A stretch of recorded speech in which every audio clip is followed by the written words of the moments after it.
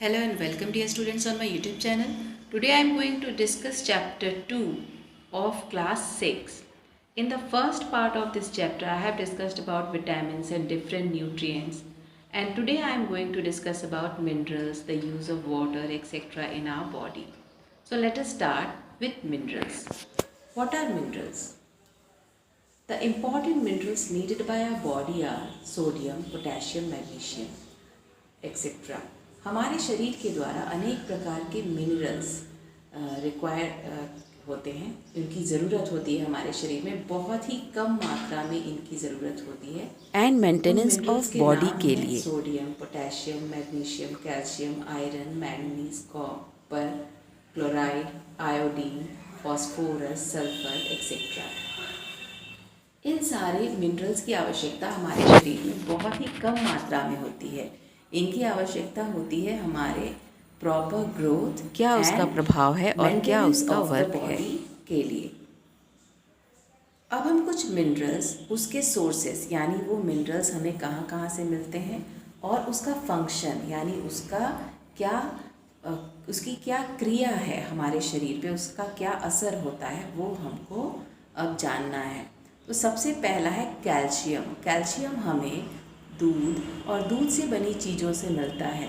ये हरी पत्तेदार सब्जियों में भी ज़्यादा मात्रा में होता है. फंक्शन, इसकी क्रिया क्या है? ये हमारे हड्डियों और दांतों को मजबूत और स्वस्थ बनाए रखने में मदद करता है. फॉस्फोरस. फॉस्फोरस भी एक मिनरल है जो दूध, अनाज, दालें, मछली और मीट में पाया जाता है. इसकी आवश्यकता हमारे हड्डियों और दांतों को मजबूत रखने के लिए होती हैं. दांतों को स्वस्थ बनाए रखने के लिए होती है. आयरन एक बहुत ही इम्पॉर्टेंट मिनरल है, और वैसे तो सारे ही मिनरल्स इम्पॉर्टेंट होते हैं. आयरन हमें हरी पत्तेदार सब्जियों से, दूसरी हरी सब्जियों से, नट्स जैसे कि बादाम, मूंगफली, इन सब चीज़ों से, और जैजरी यानी कि गुड़, इन सब चीज़ों से हमें आयरन ज़्यादा मात्रा में मिलता है. अगर हम ये चीज़ें खाएं तो हमारे शरीर में आयरन की कमी नहीं होती है. इसकी आवश्यकता होती है for the formation of haemoglobin in the blood. Haemoglobin एक रेड कलर का पिगमेंट होता है हमारे ब्लड में, जो ऑक्सीजन को कैरी करने में हेल्प करता है. और अगर इसकी कमी हो जाए यानी कि आयरन की कमी हो जाए तो हमें अनीमिया जैसी बीमारी हो सकती है. इसके बाद है आयोडीन. आयोडीन हमें फल, सब्जियों, समुद्र से मिलने वाले फूड, सी फूड और आयोडाइज साल्ट जो हम सब के घर में होता है उनसे मिलती हैं. आयोडीन की आवश्यकता होती है हमारे गले में जो थायराइड ग्लैंड होता है उसके प्रॉपर फंक्शनिंग के लिए. थायराइड ग्लैंड थायरॉक्सिन सेक्रेट करता है, और अगर इसकी कमी हो जाए, आयोडीन की कमी हो जाए तो ग्वाइटर जैसी बीमारी हो सकती है. अब आइए वाटर के बारे में जानें. Water is essential for all vital processes of the body. हमारे शरीर में 70% पानी होता है, और इस पानी की आवश्यकता हमारे बॉडी के लगभग हर क्रिया के लिए होती है. इसके कुछ इम्पॉर्टेंट फंक्शंस हैं, आइए उसको जानें. सबसे पहला है कि हमारे बॉडी के सेल्स में जितने भी रिएक्शंस होते हैं उन सब के लिए वाटर का होना बहुत ज़रूरी है. दूसरा, it helps in removal of waste in the form of urine from our body. हमारे शरीर से वेस्ट को निकालने का काम वाटर करता है. ये एज अ यूरिन हमारे बॉडी से वेस्ट को निकालता है. थर्ड पॉइंट है, blood contains large amount of water. हमारे ब्लड में बहुत ज़्यादा मात्रा में वाटर होता है, जिससे कि ब्लड हमारे आर्टरीज, वेन्स में इजीली फ्लो करता है. ऑक्सीजन एंड कार्बन डाइऑक्साइड के साथ साथ न्यूट्रिएंट्स, हार्मोन्स और मिनरल्स को भी बॉडी के डिफरेंट पार्ट्स में ट्रांसपोर्ट करता है. इसके बाद है, water helps in maintaining a uniform temperature by distributing heat. Water, जैसे कि आपने जाना कि ब्लड में मिलकर पूरे बॉडी में दौड़ता रहता है, इस तरह से वो हमारे बॉडी के टेम्परेचर को रेगुलेट करता है, पूरे शरीर का तापमान एक जैसा बनाए रखता है. और गर्मी के दिनों में जब हमें पसीना आता है, हमारे स्किन के ऊपर पसीना जब आता है और पसीना जब हवा से इवापोरेट होता है तो हमें ठंडक का एहसास होता है, जिससे हमें गर्मी से राहत मिलती है। So water help us in many different ways. अब हम जानेंगे अबाउट रफेज। रफेज क्या होते हैं? Green vegetables, fruits and whole grains contain a large amount of cellulose. हरी पत्तेदार सब्जियां, फल और छिलके सहित अनाज जो भी होते हैं उनमें बहुत ज़्यादा मात्रा में सेलुलोज होता है। हमारा बॉडी सेलुलोज को डाइजेस्ट नहीं कर सकता, नहीं पचा सकता, इसीलिए वो डाइटरी फाइबर्स का काम करते हैं जिसको रफेज कहते हैं। यह हमारे पेट को साफ रखने में मदद करता है। अगर हम रफेज सही मात्रा में लेते रहें तो हमें कॉन्स्टिपेशन जैसी बीमारी नहीं होती है और हमें फ्रेश पॉटी आती है, जिससे हमें कोई बीमारी आगे नहीं होती है। नाउ मिनरल डिफिशियंसीज, यानी अगर मिनरल्स की कमी हो जाए तो किस तरह की बीमारियां होती हैं। कैल्शियम। कैल्शियम के बारे में आपने जाना कि ये हमारे हड्डियों और दांतों को मजबूत रखता है। छोटे बच्चे जो ग्रो कर रहे हैं, जिनकी हड्डियां अभी बन रही हैं, या फिर प्रेग्नेंट एंड लैक्टेटिंग मदर्स जिनके गर्भ में शिशु पल रहा है, या जो माताएं अपने बच्चों को दूध पिलाती हैं, उन सबको कैल्शियम बहुत अच्छी मात्रा में लेनी चाहिए, क्योंकि उनके बॉडी में बोन्स एंड टीथ का डेवलपमेंट हो रहा है। अगर कैल्शियम की कमी हो जाए हमारे भोजन में तो हमारी हड्डियाँ वीक एंड फ्रेजाइल यानी कि कमज़ोर हो जाती हैं और आसानी से टूट सकती हैं। हमारे शरीर का 94% कैल्शियम हमारे हड्डियों को मजबूत बनाने के लिए इस्तेमाल होता है, और इसका कुछ परसेंट कैल्शियम जो है हमारे बॉडी के मसल्स के सही तरीके से काम करने के लिए और हमारे ब्लड एंड नर्व्स के भी सही तरीके से काम करने के लिए इस्तेमाल होता है। कैल्शियम की कमी से हमें हार्ट के कंट्रैक्शन में कमी आ सकती है, प्रॉब्लम हो सकता है, या बॉडी में मरोड़ वाला दर्द हो सकता है। इसीलिए हमें कैल्शियम सही मात्रा में लेना चाहिए। फॉस्फोरस, जैसा कि आपने जाना कि कैल्शियम के साथ साथ फॉस्फोरस भी हमारे हड्डियों और दांतों को मजबूत रखने में हेल्प करता है, और इसकी ज़रूरत होती है हमारे नर्व सेल्स यानी हमारे नसों के प्रॉपर फंक्शनिंग के लिए और digestion of carbohydrate and fats के लिए। तो फॉस्फोरस की ज़रूरत किस लिए होती है? हमारे टीथ एंड बोन्स को मजबूत बनाए रखने के लिए, हमारे नर्व्स के प्रॉपर फंक्शनिंग के लिए, एंड कार्बोहाइड्रेट एंड फैट्स के सही तरीके से डाइजेशन के लिए इसकी आवश्यकता होती है।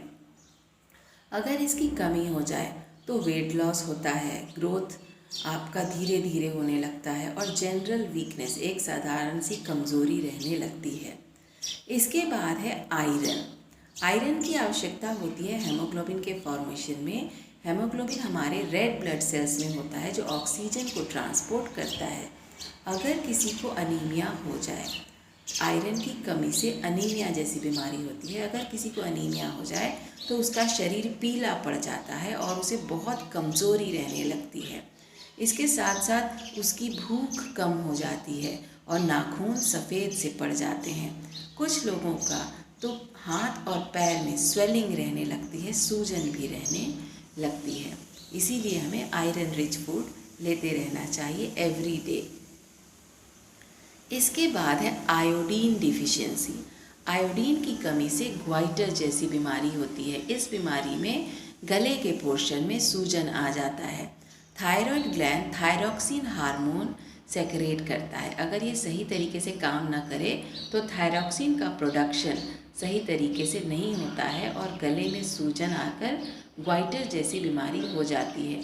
अगर ऐसी माताएं जिनके गर्भ में शिशु पल रहा है उसे आयोडीन की कमी हो जाए, वो आयोडीन वाला नमक नहीं खाएं, तो उनके बच्चे के ग्रोथ के समय में ही उसे mental retardation and retardation of growth जैसे प्रॉब्लम हो जाते हैं, यानी कि उसका मानसिक और शारीरिक दोनों ही विकास सही तरीके से नहीं होता है। इसलिए गर्भवती माताओं को आयोडाइज नमक ही खाना चाहिए। इसके बाद एक और बात ध्यान देने वाली है कि ये बीमारी ज़्यादातर पहाड़ी क्षेत्रों में होती है। जो क्षेत्र समुद्र के किनारे हैं उन क्षेत्रों में ये बीमारी बहुत कम देखने में आती है, क्योंकि सी फूड भी आयोडीन का एक रिच सोर्स है। लेकिन आजकल पूरे देश में और कहें कि पूरी दुनिया में आयोडाइज साल्ट मिलता है, जो कि आपको इस बीमारी से इजीली बचा सकता है। हमेशा आयोडाइज साल्ट का ही इस्तेमाल करें। अब है व्हाट शुड वी ईट, हमें क्या खाना बीमारी चाहिए। होती जो है। भोजन हम खाते हैं उसे डाइट कहते हैं। And what is balance diet?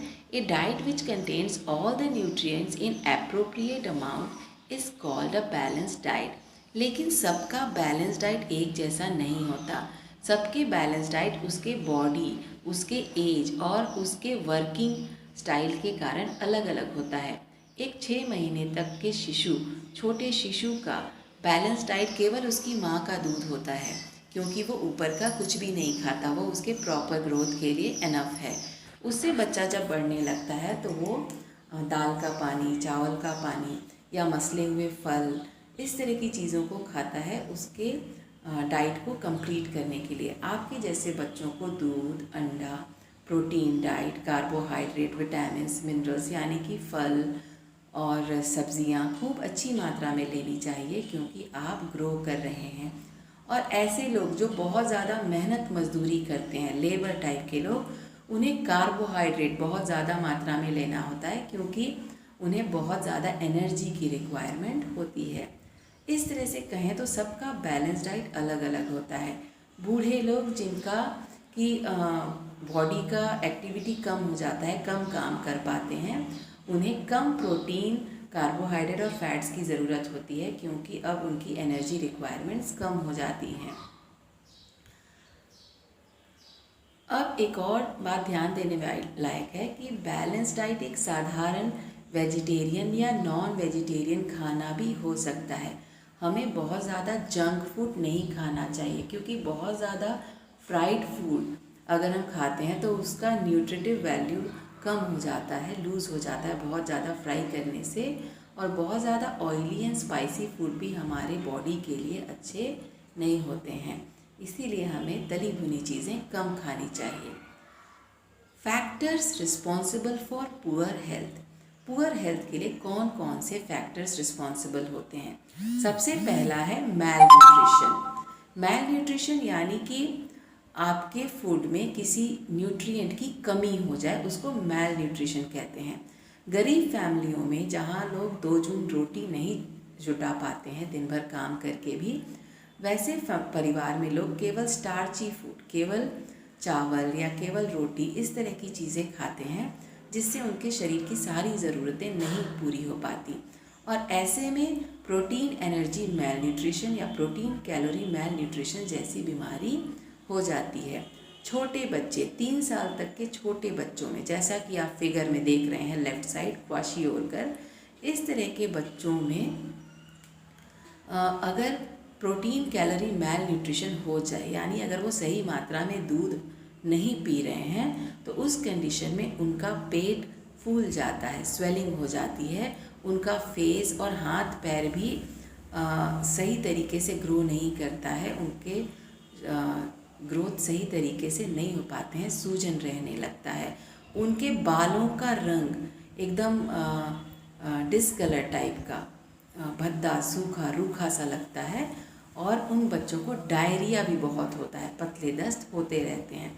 अगर ऐसे बच्चों को प्रोटीन कैलोरी से युक्त रिच फूड दिया जाए, अच्छी मात्रा में दूध दिया जाए, तो ऐसे बच्चों की ये तकलीफ़ दूर हो जाती है। कुछ बड़े होने के बाद मेरास्मस जैसा राइट साइड में बच्चा है, अगर उसको प्रोटीन कैलोरी मैल न्यूट्रिशन है और वो उसको ट्रीट नहीं कर पाते हैं, तो बाद में इस तरह का बच्चा हो जाता है, दुबला पतला, सारी हड्डियाँ बाहर की तरफ हो जाती हैं, आँखें धंस जाती हैं।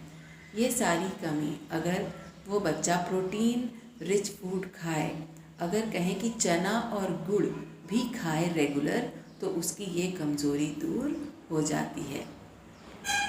अब हम जानते हैं ओबेसिटी के बारे में। कुछ लोग तो भोजन की कमी से बीमार पड़ जाते हैं, लेकिन कुछ लोगों को लगातार खाने की आदत होती है। वे अपने फिक्स टाइम पे खाना नहीं खाते, दिन भर कुछ ना कुछ खाते रहते हैं। ऐसे गलत तरीके से भोजन करने के कारण उन्हें उनके बॉडी में बहुत ज़्यादा फैट्स स्टोर होने लगता है, जो ओबेसिटी का कारण बनता है।